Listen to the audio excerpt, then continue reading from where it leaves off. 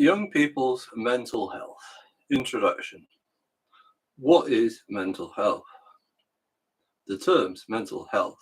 The terms mental health and mental illness are commonly used and might also appear to be well understood.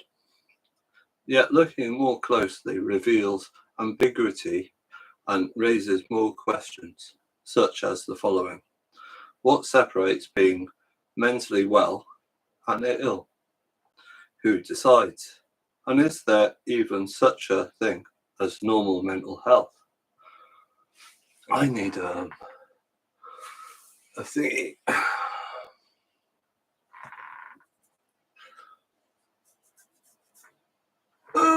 Where's my reedy thing?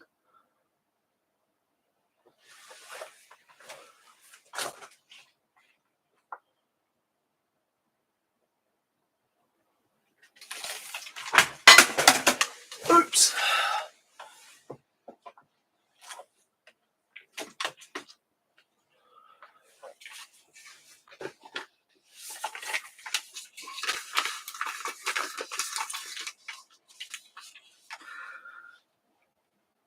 Mental ill health can manifest in different ways, and generally speaking, becomes problematic when it interferes with some aspect of everyday living, including the ability to learn, feel, express, and manage a range of positive and negative emotions.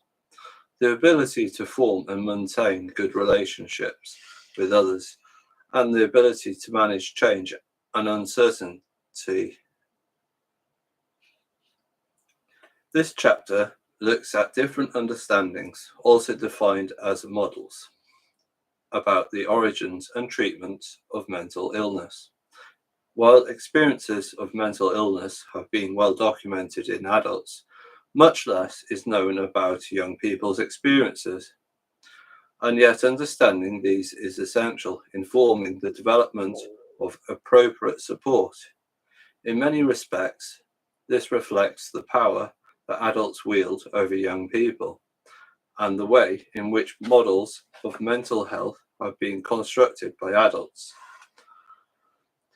The lived experience of young people will underpin this chapter, which will begin by exploring distinctions between mental health and mental ill health, before looking in more detail at the different models that explain and treat mental illness. What does mental health become mental? When does mental health become mental ill health?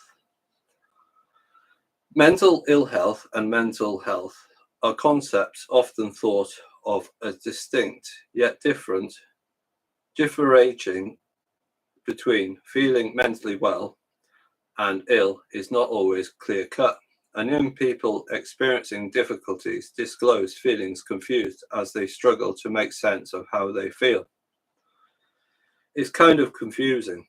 You know that something's wrong and you try to progress on things, but it's kind of hard when you know there is something going on in your mind or whatever else. Much like ill health, generally experience of mental illness may be brief. They may come and go, or they may endure for longer. Many young people may experience mental illness following major life events, including bereavement, physical illness, and hospitalization, or in response to adverse experiences, including abuse, bullying, prejudice, violence, and domestic upheaval. Young people may also experience a combination of mental health challenges. I started suffering from really bad social anxiety as well as symptoms of depression.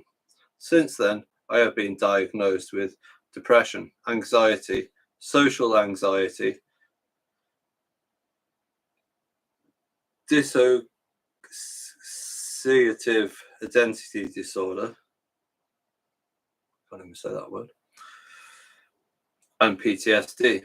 It was a long process for anybody to actually come to terms with the fact that I do suffer from quite severe mental health. and it's not an easy thing.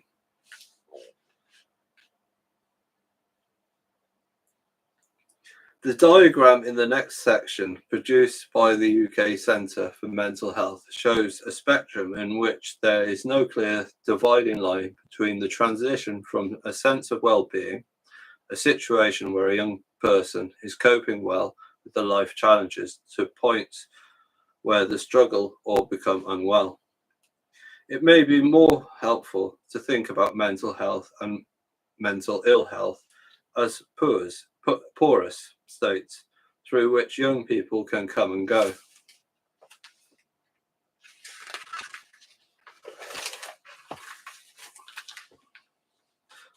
Mental health spectrum: healthy, coping, struggling, unwell. Much like a continuum, where instead of being on one side or the other, individuals are at varying points and can move towards and backwards in relation to life's events. Recognizing that a young person is struggling may not be easy. Many young people may attempt to hide how they are feeling, often for various reasons, including the stigma and feelings of guilt and shame associated with mental illness. One young person, Seren, describes how she didn't realize she had mental health problems. I think it was my mum. She noticed, the side effects of eating disorder, like sunken eyes. I started to look like really unhealthy. I wasn't eating at all. I wasn't sleeping. As Seren describes, parents and carers may notice changes in their child's behaviour, typically citing withdrawal from family and friends or changes to sleeping and eating patterns. As an initial sign that their child is struggling to cope, young people describe withdrawal as a coping mechanism, but one that may cause further problems. When I was in year 7 and 8, I basically just flipped out of nowhere and then went really quiet for a few months. It felt very lonely. I have to admit, it also affected me further on because year 7 and 8 are obviously important for making mates and everything. I just stayed quiet and kept to myself. I generally kept myself to myself just because I thought it was a better way of dealing with things and sorting out my own things out. Diagnosing mental ill health. Mental illness are typically, but not exclusively, assessed and diagnosed by psychiatrists,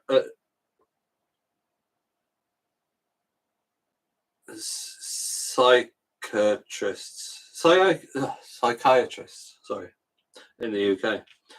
A medical doctor who specialises in a branch of medicine focused on diagnosis and treatment of mental health problems.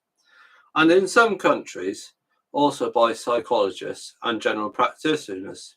In the UK, GPs may also diagnose and prescribe medication, but they preliminarily refer young people for assessment and treatment.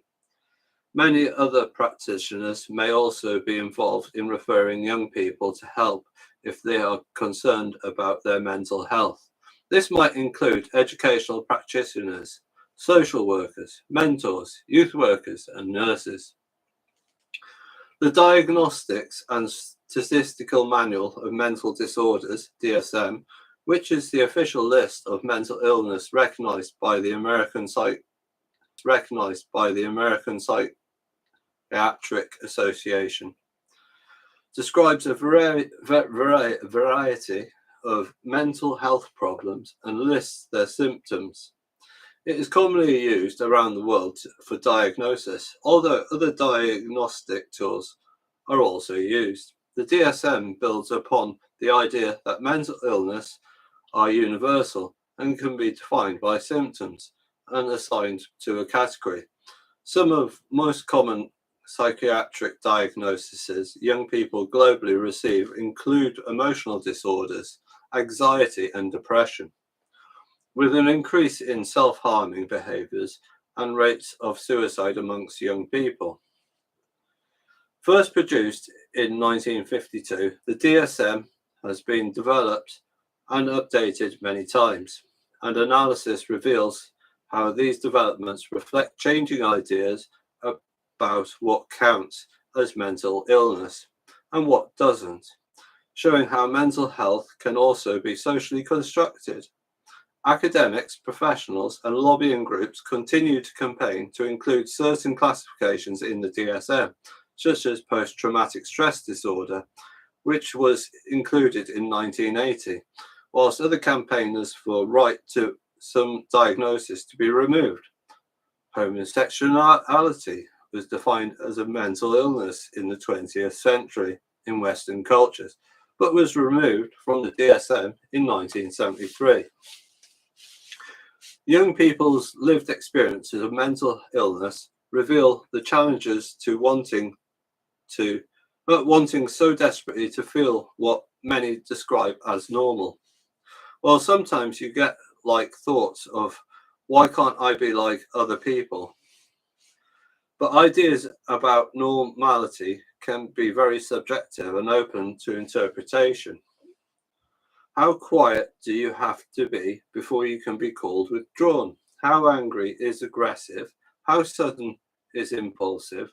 How unusual is delusional? How excited is manic? How miserable is depressed?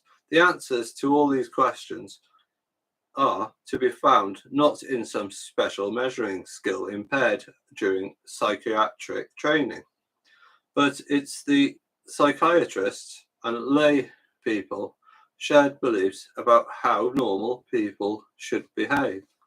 However, the idea that mental illness or are universal expression has been challenged with criticism of mental health professionals who fails to acknowledge individual.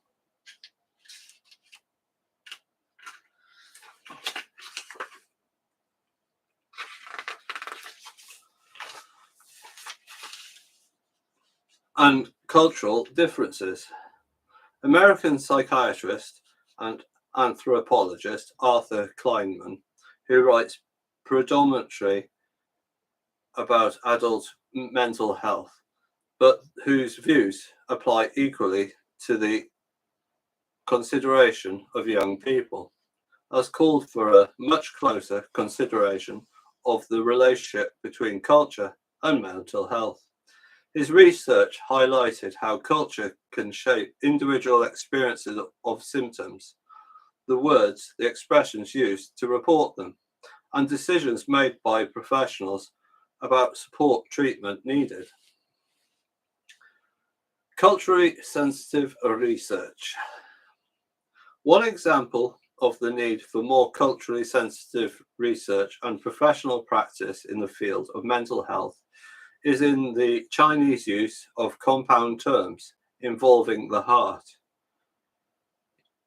yin, to describe psychological distress, including yin hang, heart attack, heart panic, yin jing, heart dread frightened, yin fan, heart vexed, yin tong, heart pain, and yin yi, heart dysphoric and depressed, clutched, compressed, in which emotional distress could be felt inside or over the heart.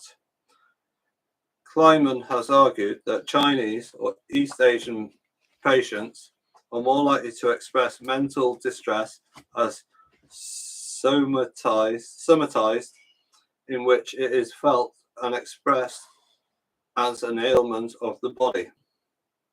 Exploring the lived experience of depression amongst contemporary Chinese in Guangzhou, researchers Dominic Lee, Joan Kleinman, and Arthur Kleinman found that not all depressive experiences could be put into words, and many of the research participants reported that they were extremely distressed but found it very difficult to articulate their psychological pain, which was typically described in physical rather than emotional terms.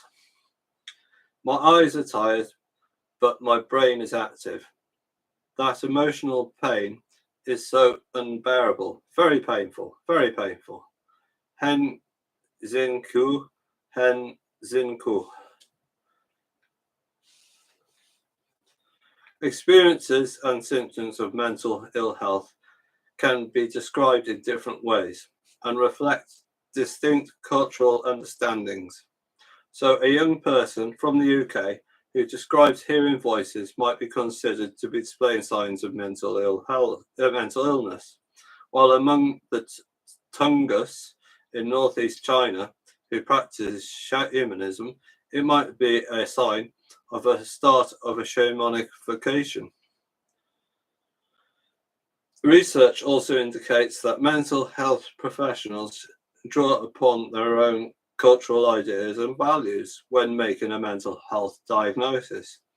In the now classic text, Aliens and Alienists, Ethnic Minorities and Psychiatry, the authors Roland Littlewood, an anthropological psychiatrist, and Maurice Lipsedge, a consultant psychiatrist, use a number of case studies to examine the racist bias in theories about mental health.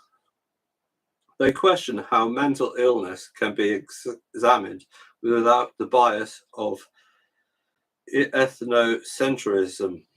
Ethnocentrism is the process through which a person applies their own culture, race, or ethnicity as a frame of reference to understand and judge another person without taking consideration that person's own culture and values.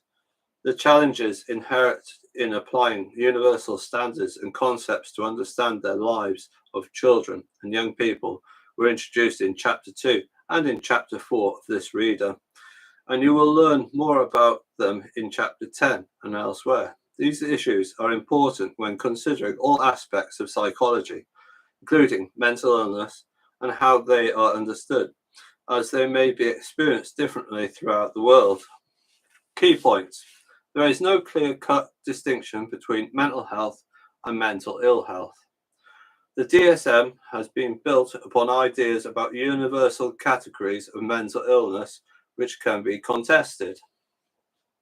Cultural differences are evident in how mental health problems are experienced and expressed, highlighting the importance of cultural sensitivity in diagnosis and social constructions of mental health. Different ways of understanding mental illness. Inevitably, there are differences of opinion about mental health and how mental illness should be treated. They are informed by long-standing debates as to the origins of mental illness, insofar as mental illness can be explained by biology or nurture, which explains how mental illness is shaped by social and cultural factors. Here we look at three dominant discourses: the biomedical, psychological, and social models. Young people and parents, as well as professionals, may orientate to one particular explanation, although, as we discuss later in this chapter, many combine explanations to consider the myriad of interacting biological, psychological, social, and cultural factors which influence mental health. The aim here is not to polarize views or suggest that one model provides a more effective explanation than another, but to consider the different values and beliefs that are underpinned in each. Biomedical models. The biomedical model evolved from medicine. It was a way of thinking based on diagnosing symptoms and problems within an individual. For example, chickenpox, high blood pressure, or a sprained ankle. The biomedical discourse refers to a model of mental health primarily based on biological origins, and it has been criticized for overlooking psychological, social, and cultural factors. This model emerged in Europe and America during the 18th and 19th century, where the emphasis was mainly on how mental ill health is understood as biological and often hereditary. Treatment at this time largely involved medical intervention or institutionalization. The limited accounts of young people's mental illness in the UK during this period focused mainly on issues such as seizures, sleep disturbances,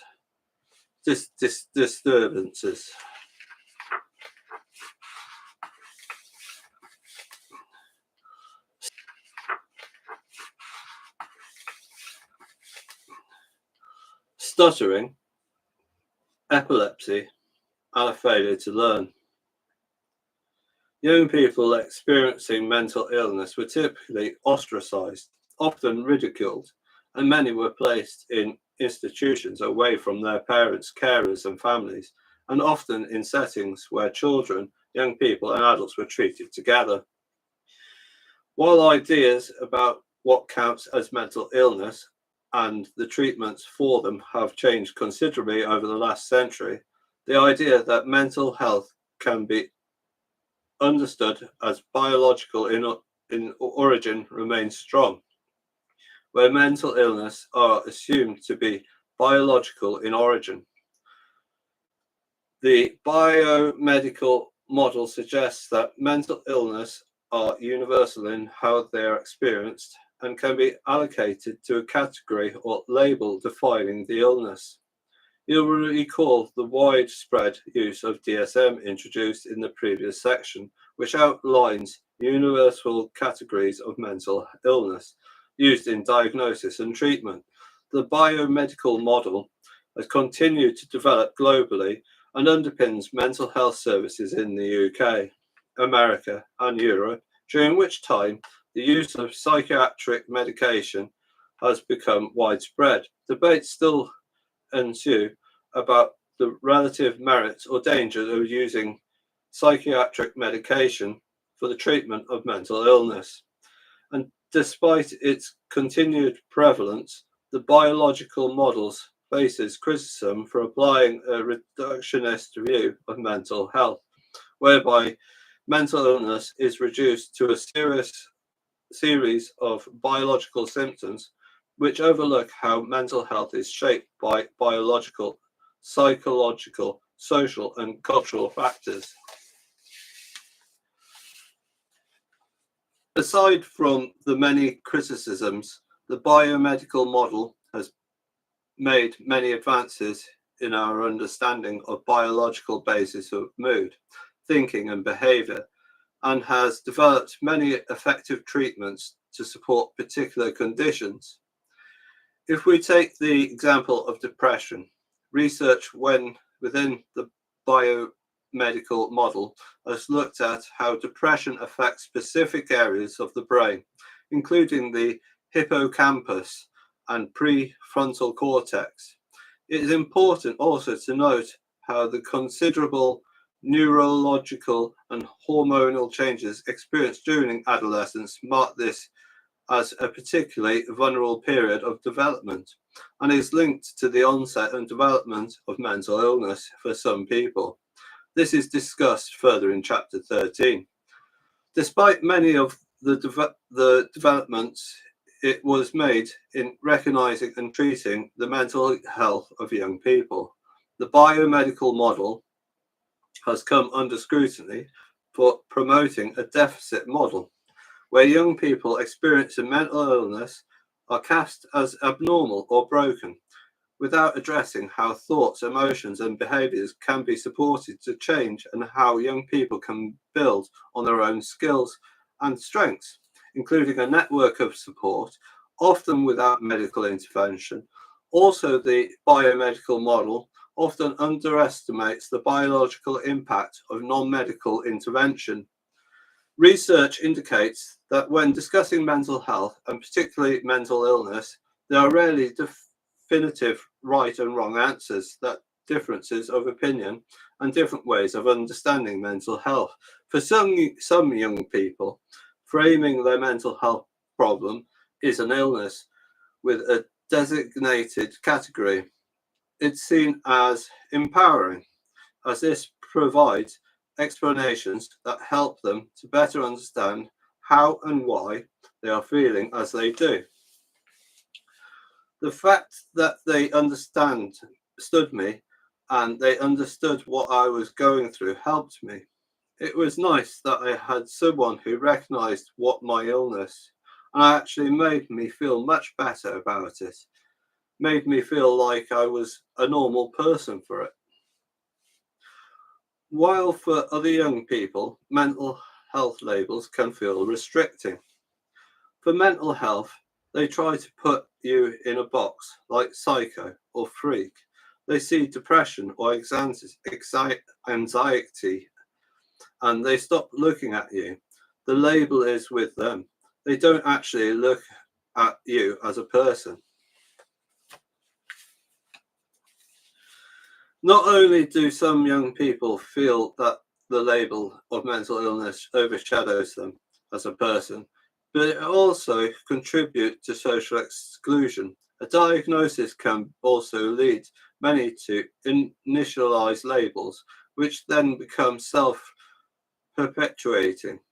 Furthermore, the biomedical disclosure locates the power for diagnosis and treatment within the hands of experts within different medical professions and overlooks the insider knowledge and expertise of young people themselves. More recently, young people in some countries, such as in the UK, are increasingly likely to seek destigmatize mental health difficulties by declaring them openly.